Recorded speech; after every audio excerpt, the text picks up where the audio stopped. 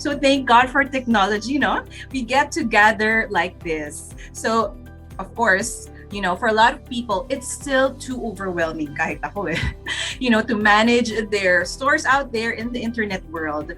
So fortunately, we have a partner who's here to help micro SME business owners understand the value of digitizing one's business. So for our first speaker this afternoon, he is a former Group Business Unit Director for Consumer and SME of Converge, a former Client Services Director of Asicom, a company owned by Globe. He headed, of course, 3-party sales of SME and international business of Globe Telecoms. All right, so without further ado, let us all welcome Streamtech Systems Technologies Incorporated VP for Sales and Marketing Operations, Mr. Niño Aquino.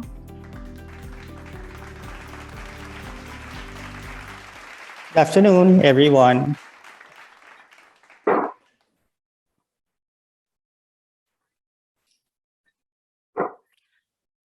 Yeah, all right. Well, for this afternoon, we will be discussing how the business change in as far as the micro SME businesses is concerned, the changes in as far as the pandemic.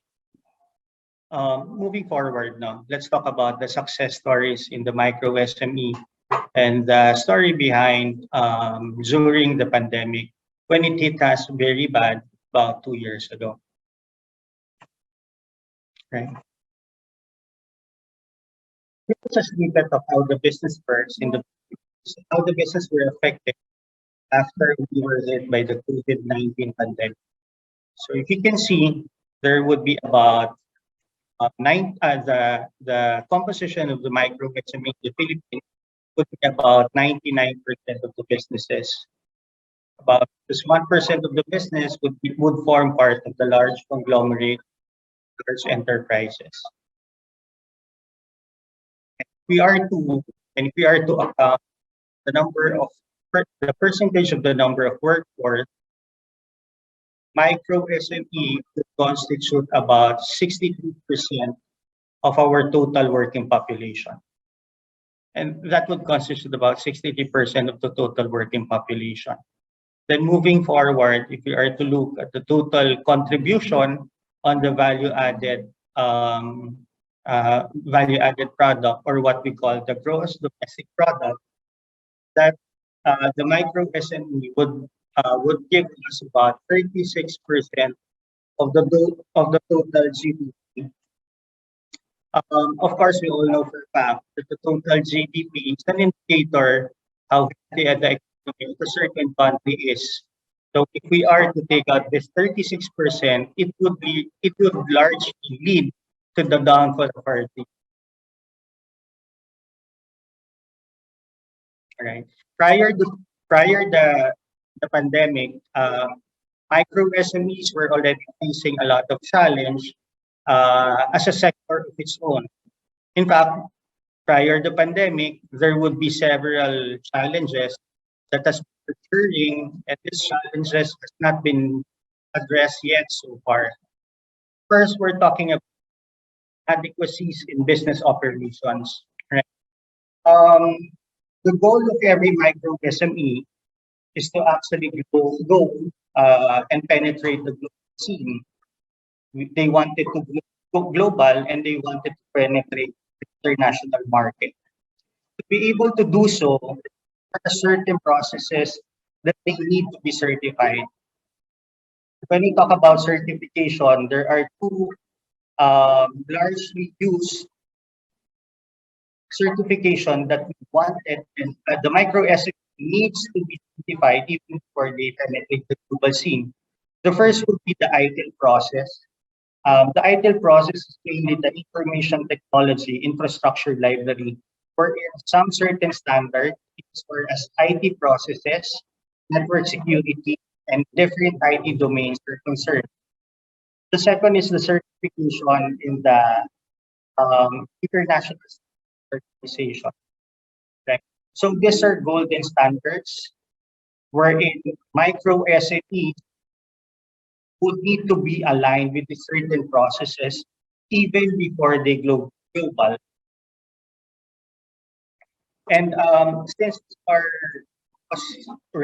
these are cost centers in every business, no, merong konting challenge tayo in trying to be certified in this particular domains. No? One, because the cost of being certified in both ITIL and ISO is very costly. In some micro SME, the cost of this, the cost of this certification is not very important in as far as their operation is concerned. So meron tayong chicken and egg na problema. To go global, you need to be certified. However, the cost of which na hindi naman talaga kaya pa namang some of our micro SME, hindi pa nila kaya because of some certain costs. It then turns out some of these processes are being neglected. Second challenge during or prior to pandemic, is the physical location and the cost of actual infrastructure in the country. As of 2020, the cost of the infrastructure or the cost of the lease for an infrastructure will be at the range of about 1,071 pesos per square meter, which means that maintaining a certain infrastructure would really eat up that operational cost, and this would badly affect the bottom line of every SME.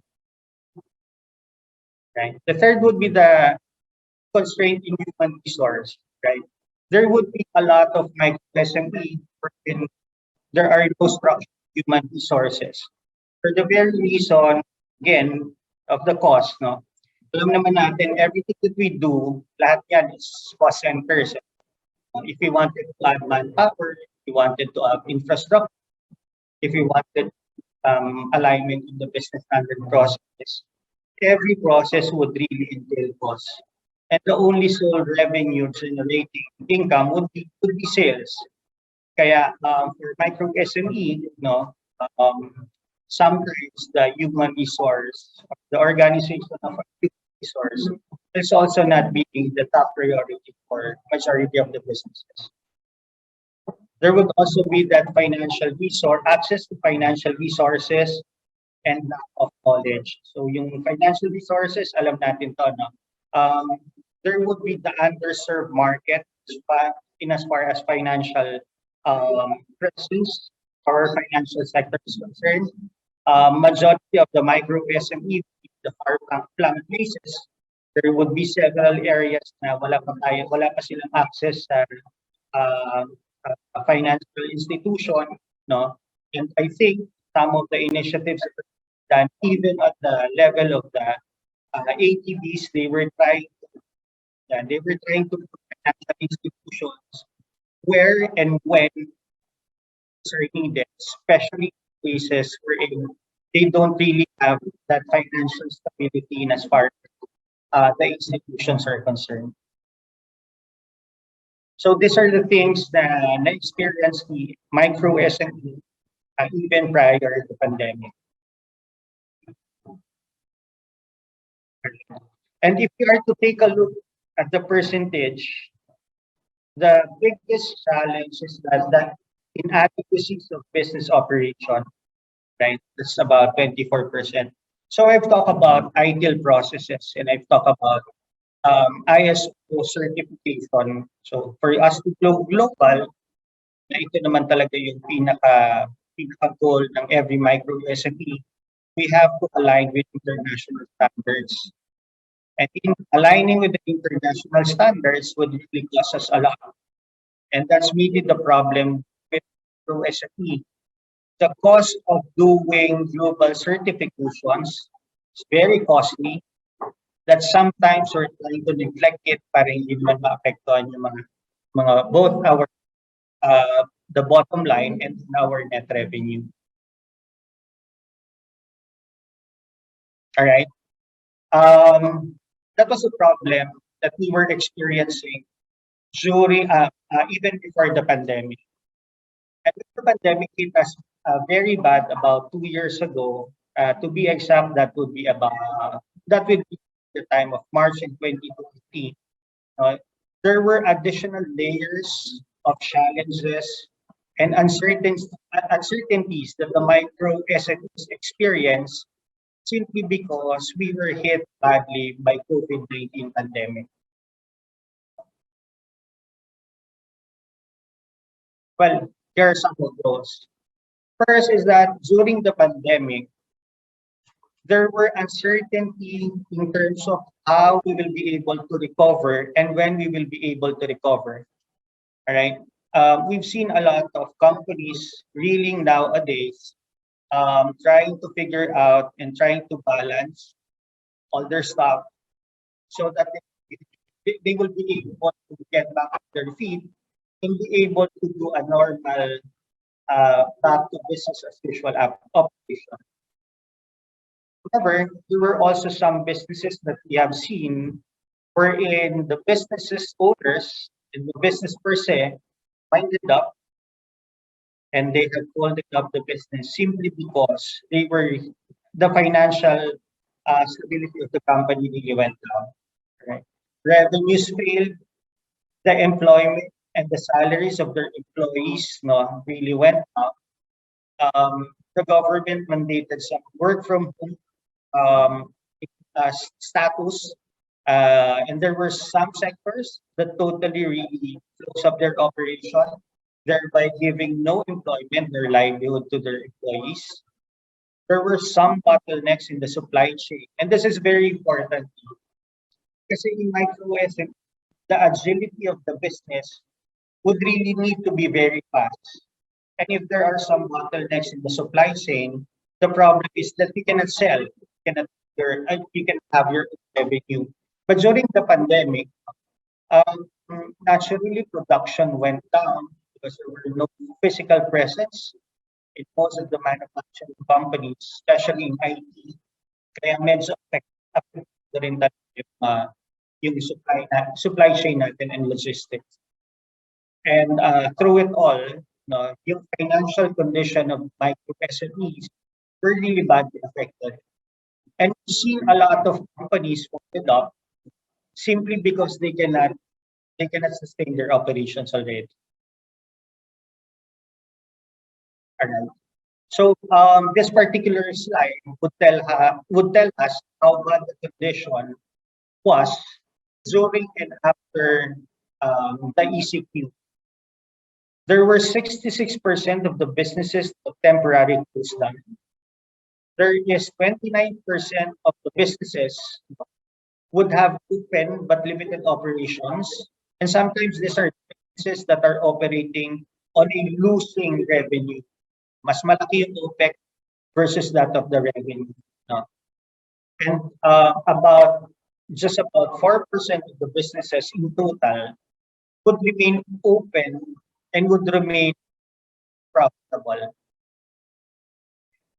And about 1%, they were permanently closed after the EC.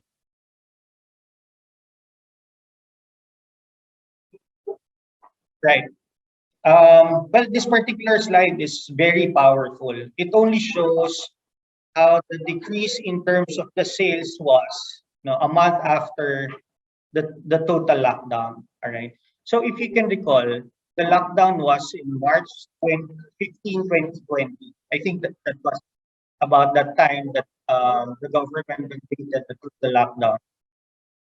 A month after that, you will see a significant decrease in terms of the total percentage sales of every micro SME.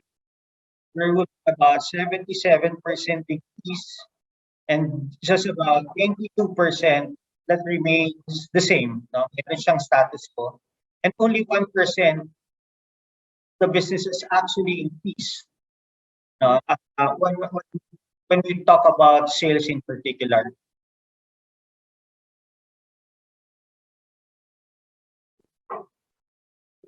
And then when we're looking at when we wanted to look at yung wages of our employees, about 50% of our workforce would really have no livelihood, no work, and this vastly impact not just the economy, but the employee and the workforce per se.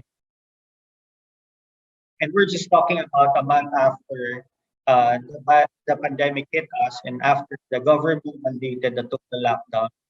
That's just in NCR, but national scale. All right? Kanina, I'm talking about the bottlenecks.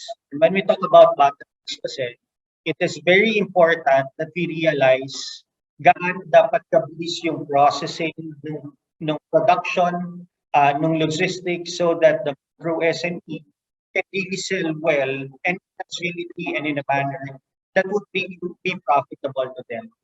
But during the pandemic, no,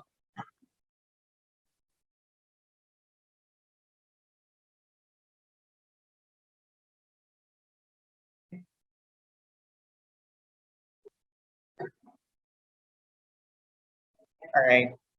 Well, going back, no, there were severe cases of bottlenecks.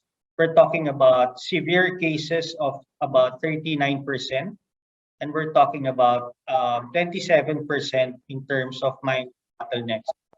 So yung impact kasi nito, in as far as the business is concerned, is very huge. If you cannot sell anything, you cannot make profit, you don't have any revenue. That's really bad for the business. But the financial condition was also very bad. During the pandemic, about 34% the businesses in micro SME initially and right off the bat would have no cash or savings to be able to proceed with their operation. Right? About 17% can still run their business, but they can only cover for at least 3 to 6 months. About 9% no, are still liquid, but their contingency budget would just run the business for over 6 months. There would be about 37% of the businesses wherein they can subsidize the operation of the business for about 1 to 3 months. Okay? But if you look at the entirety of this picture, of this graph, ang sinasabi lang dyan that the micro SME can only cover for just 6 months. So after the 6 months period, it's either they will fold up, they will wind up, they will close the operation simply because they cannot afford to be indebted and they cannot afford to run the operations per se.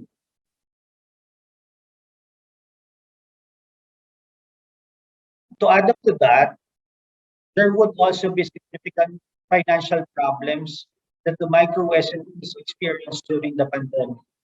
37% of the staff wages were significantly reduced. No, yung problems about rent, about 17% of that hindi din naging problema natin. Why micro SMEs folded up and winded up their operation. Repayment of loans is also a problem. Payments for invoices and other expenses that contributed to the totals has been a major problem because there are totally no revenue, very limited revenue that the micro SMEs would have during the time that we were experiencing the pandemic. So what are we saying? How can we future-proof or shock-proof our businesses in the ever-changing market landscape? Ano ba yung nakikita natin yung mga external forces that we can probably implement in our own environment so that we can immediately quit our operation in a more sustainable, in a more adaptive manner. Well, before I go to that, let me just discuss, let me just quickly run you through on the brick and mortar approaches in the business. So when we talk about brick and mortar, we're talking about physical retail outlet, physical store, physical infrastructure that operates within infrastructure versus that doing things over the internet. We're talking about investment that are more focused on the structure, the people, and it entails a lot of operational expense. especially on utilities. All right. So it's more on the traditional approach of doing things, of selling services, selling our products uh, in an environment that is also traditional. All right. Yeah, we speak about two cases, and I think these two cases would really tell us a lot on how we can quickly turn a business from the traditional approach into a more agile, focus on transforming the business using digitization as a tool, right? The first case is about a food service business. They sell ice cream using parlors and using retail outlets on a brick and mortar approach. So meaning meron silang physical stores. Some of their commercial success can be attributed because their original flavors were sought in competitors like Selecta. And then they were also focused and they were also featured in many of the food magazines and other media, which means that they have already a solid following in as far as their customers are concerned. Come pandemic, they immediately lost about 75% of their sales because majority of their parlors, ice cream parlors, were asked to close down, right? So that immediate closure of their stores, ang effect noon sa business would be a total loss of about 75%. So what did the company do?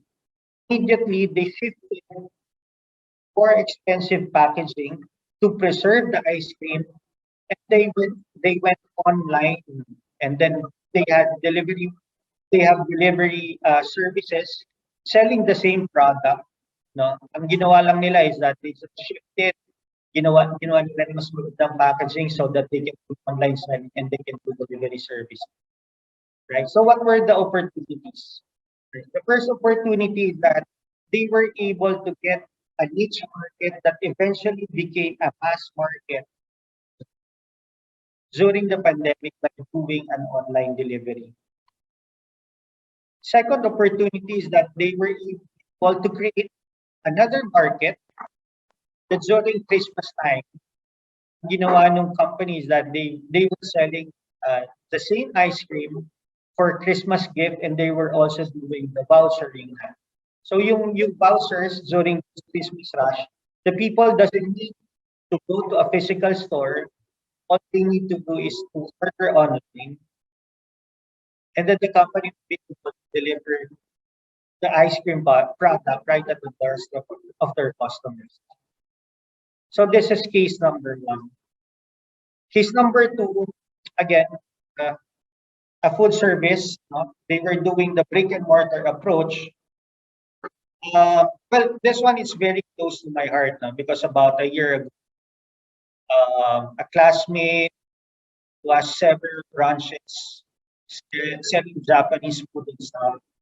He just called me and then was telling me na they're already set yung kingdom nila sa may Makati. Well, talk about kingdom, talking about their headquarters.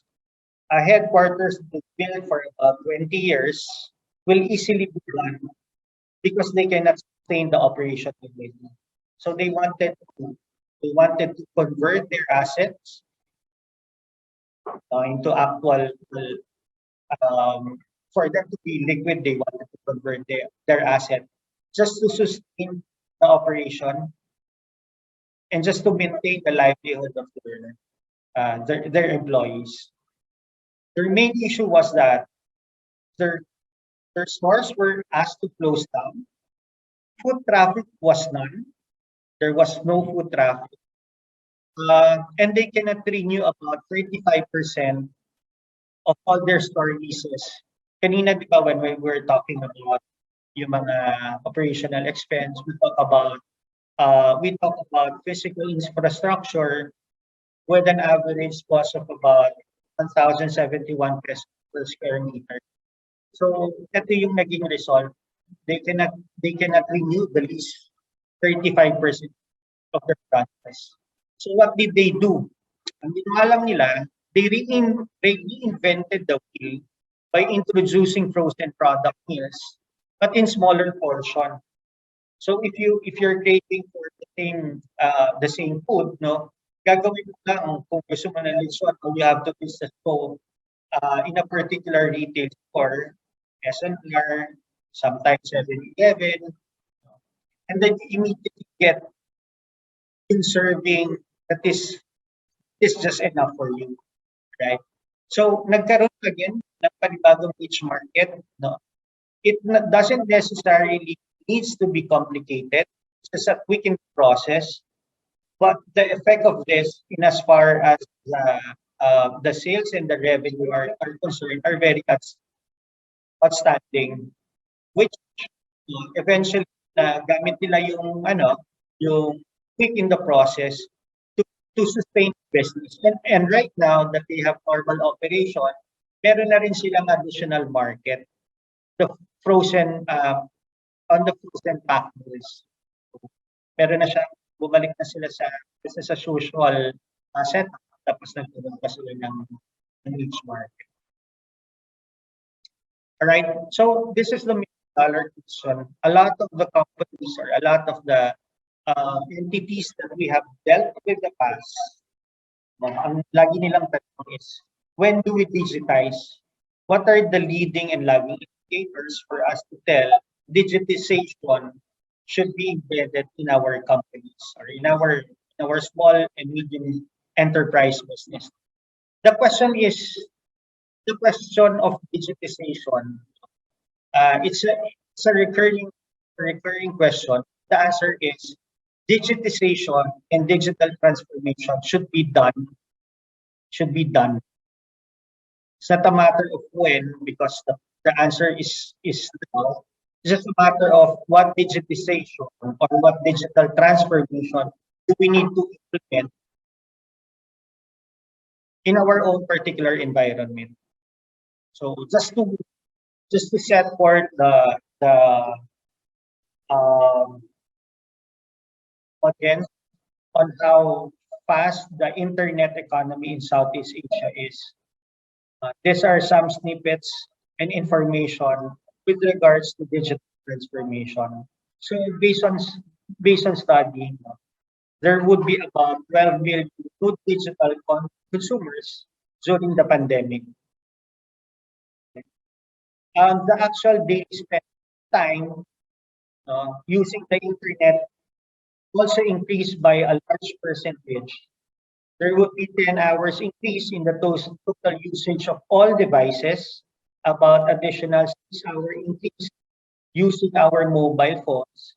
There would be at least 5 hours increase in using tablets and CPUs, yung mga computers natin, including those of the laptops. There would be about 55% overall increase in terms of mobile share in the total daily internet time, which means that everyone during the pandemic were actually using their devices and gadgets either to buy products and services or be entertained. Right? So if you look at the overview of the consumer goods in e-commerce, there is a total increase in terms of doing the online selling and online buying, not just in the Philippines but worldwide. So in essence, what we're trying to say is that there would be a digital increase in terms of presence, not just in the economy but in the internet space. And this really affected not just the large conglomerate but the SME as well. Right?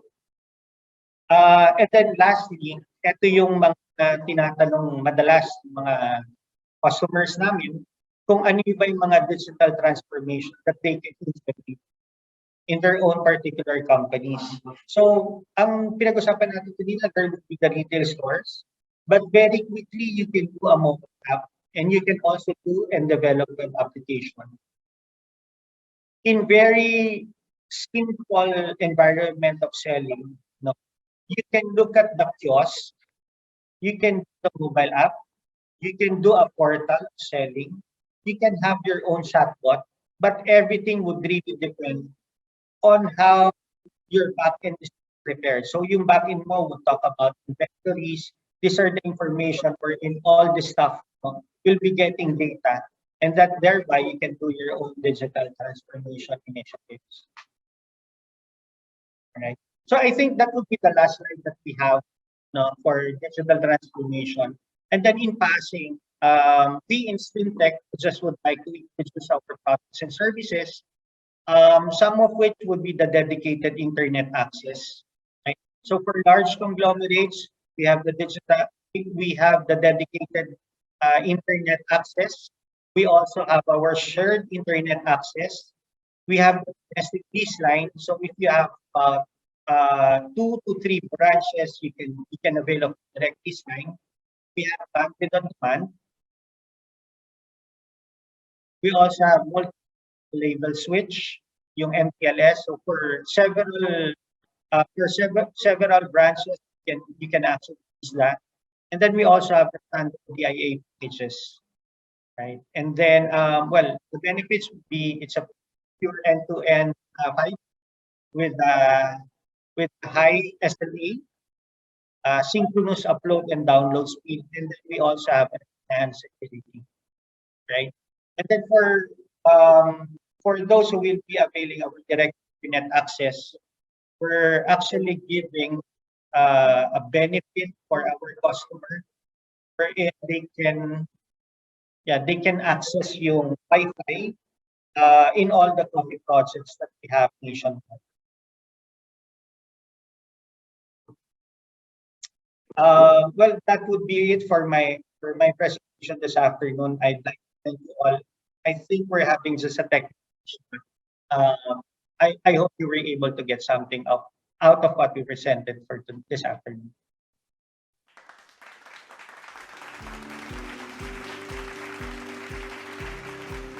Thank you so much, Mr. Niño Aquino of Streamtech. Thank you once again for your time and helping us to understand the value of digitizing one's business. And guys, please kindly visit Streamtech's virtual booth to know more about their promotions exclusively for the Philippine SME Business Expo attendees, just like you and me.